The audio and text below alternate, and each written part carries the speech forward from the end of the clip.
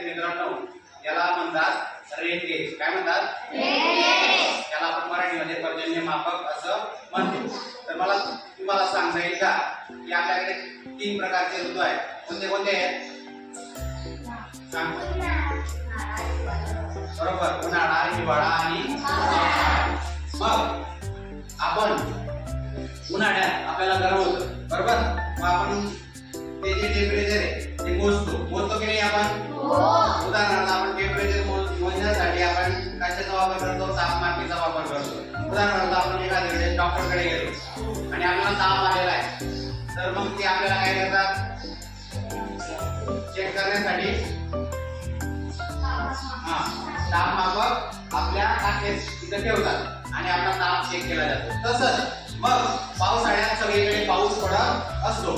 जेव्हा पाऊस पडतो, धो पाऊस पडतो, काही वेळेस कमी पाऊस पडतो, काही वेळेस ढगफुटी होते, अचानक जोरात पाऊस पडतो, फ्लॅश फ्लड म्हणतो आपण, अचानक पूर येतो. मग काय होतं की कुठं कमी कुठं जास्त पाऊस पडत असल्यामुळे काही ठिकाणी हानी होऊ शकते, काही ठिकाणी गरज असते. मग सरकारला माहिती पाहिजे की कुठं जास्त पाऊस पडला, कुठं कमी पाऊस पडला.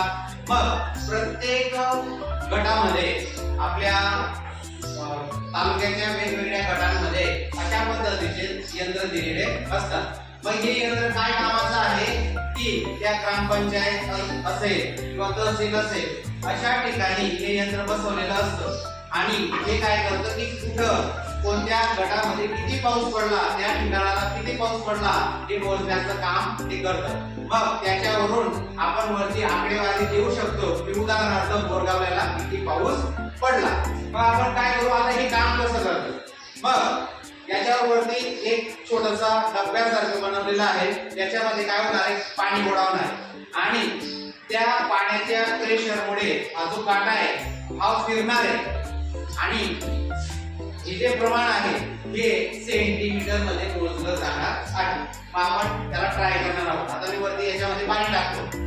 जसं पाऊस पडणार आणि ते जसं गोडा होत जातं तसं हा काटा फिरत जातो. उदाहरणार्थ आपण याच्यामध्ये पाणी टाकू तर तो काटा फिरतो का नाही हे तुम्ही चेक करायचं आहे.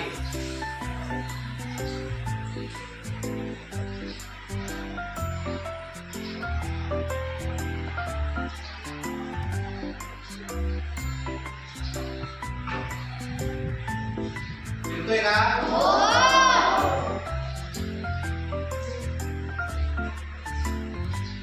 आता सपोज पाऊस थांबलेला आहे, पाऊस थांबला आणि मग आता आपल्याला काय करायचंय? मोजायचंय की या ठिकाणी किती पाऊस पडला.